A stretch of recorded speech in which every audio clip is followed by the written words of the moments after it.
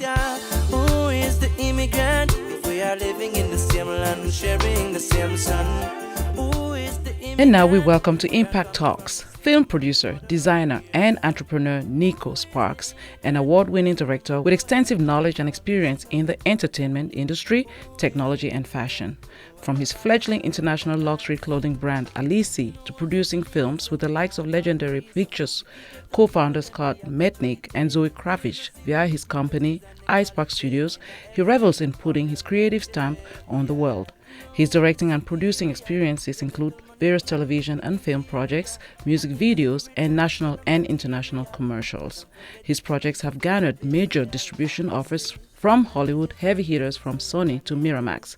He most recently struck a deal to provide producing services to Universal on a number of high-level, world-renowned projects. Wow! Quite the accomplishment, Neko. You know, it's so funny, they say, every time you see someone at a certain level, you don't know the work that's gone. You've been there. Absolutely. I've been on the grind for a minute. Yes, you have. Thank you for coming to the show. Thank you for having me. Yes. So how are you able, number one, to navigate production, entrepreneur, everything? You just embody all these things. How do you do it? You know what? It's at one point in time, it was a juggling act because I was doing everything myself. But I think the real trick is putting the right people in the right positions and delegating a little bit. And, yes, we're getting a little better at doing that. Yes. This is a show about Americans and immigrants having conversation, dialogue, and the whole premise of it is for us to learn from each other. So most immigrants, we too focus on either education. It's one thing or the other. Mm-hmm. But I loved your profile because you do all these things. So, what to you is a definition of success? I'm curious to know. I think the definition of success is finding what it is that you're put here to do, what you're good at, what you enjoy, and making a living doing it. And I think if you can find happiness and peace in doing that, then you found success. Yes. The last speaker that we had on the show, we're talking recently about the relationship between Africans and African Americans. And I had this top question for you, actually, because I'm curious to know about your thoughts on the division or lack of cohesion between African Americans and other people of African descent from Africa, the Caribbean, Latin America. I don't know if you even think that there is a disconnect. Oh, there's absolutely a disconnect. When I was growing up, the last thing that you wanted to do was associate yourself with your African heritage. Wow. So I think that in itself is really divisive within the Black community. And not only is there divisiveness between African Americans and Africans, but there's divisiveness through, in the Black community itself, So I think that's problematic, from where we are now and where we're trying to go. That's interesting. You just said something I never thought about. The feeling of not wanting to associate with that African heritage. And then here we come. Like in your face, you're going to know me. It's like running away from yourself, don't you think?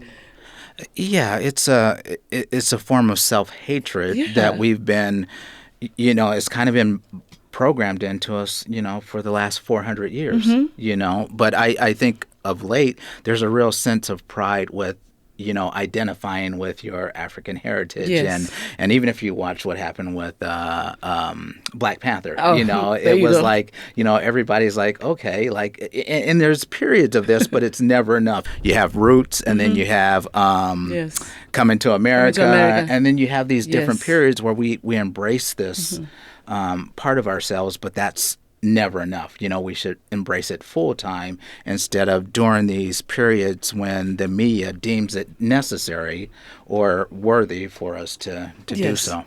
That's so funny. You referenced Black Panther. After Black Panther, tell you the truth, it's not just African Americans. My children that are born here to immigrant families, also struggled, especially earlier on in their, growth, with identifying with being African, because at school they would get teased. Shaka Zulu and stuff like that, things that I am kind of like, I come from a culture, we all look the same way from Africa, and we're proud. And I come here and my and children are embarrassed to identify as such. So it's not just you.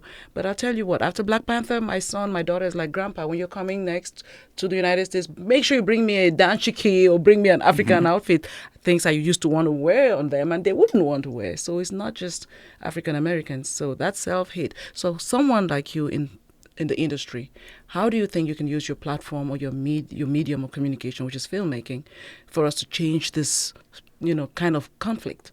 Hey, if this is your first time visiting Team TV channel, make sure you hit the subscribe button here below and ring the notification bell so you will be notified when we post new content. I think the first thing that we have to do, and what I'm, determined to do in all of my productions, is I don't typically do roles that are stereotypical. Okay. And I think that's the biggest thing. One of the reasons I went into media is when I was in college, I went to Mexico to study the devaluation of the peso, and I was in Tasco, little city about 3 hours outside of Mexico City, in the mountains. And the first thing that I noticed is the way that these Mexicans that had never laid eyes on a black person would try to communicate with me, and it was what they seen on TV, whether it was, talking a certain way and, playing rap music when I was around, the whole 9 yards. You, huh? Yeah, absolutely. With the stereotypes. And it all stemmed from media, and if we don't control the media going out, then we're never going to ever take control of our self-images. You know what? That is so true. If you think about what's going on now, the Trump administration, I just have to reference that, has really put in place policies that would restrict especially African immigrants, the DV lottery and the other things, because Africa is a continent far away. You have to cross oceans to get to the United States. We can't come through the borders. Are you worried that America is going to get whitewashed? No question about it. And I think that's definitely part of the agenda. And everybody within the business community, knows that Africa has the potential to be the next superpower. Yes. They have the resources, they have everything is in place, and there's a scramble, for that to happen. So I think it's part of being seen as a threat, more so than even the Mexicans that cross the border. That's true, because the Africans come here ready to work and to do the high-level jobs. So we have to watch out for that. So how can we, people of African descent, work together? What's your message to not African immigrants, because black people who are foreigners, about how we can collaborate with our brothers and sisters who are African American? How can we heal each other? I think we, being African Americans born here, we need to change our mentality a little bit. Okay. I've noticed, I have an office in the UK, and I've worked extensively in Sweden and Norway. And the brothers and sisters I meet there, their mentality is different, as opposed to brothers and sisters I meet here. So I think that we need to be more open to the benefit of, collaborating, with our African brothers and sisters. And as long as we continue this self-hate and the self-doubt and not truly knowing who we are, we're going to remain limited. And that's a shame. Are you worried that this could affect us for generations to come if we don't step it up? If we don't do something now, absolutely. That'd be a shame. So tell me a little bit about what your project, how can folks listening to you now find out about what you're doing, how they can find you? Yeah, I think the easiest thing is social media. Neko Sparks on Instagram or Facebook, is pretty much the same. Or go to iSparked Studios. Fantastic. Thank you so much for coming. And I hope that you've eaten some fufu at some point. Have you had fufu? No. You know what that is? No. Well, that's the first step to your connection with African culture. You need to eat some fufu. So that's your assignment. Find out what fufu is. Okay. Will do. Okay. Thank you so much, Neko. And this is Impact with Papa and Chang on Pacifica Radio KPFK 90.7 FM. Thanks for watching today's video. For more Team TV videos about immigrant lifestyles, click on the subscribe button here below and ring the notification bell so you will be notified when we upload new content. We upload new content every single week. See you next time on Team TV. Who is the immigrant? So no matter where you're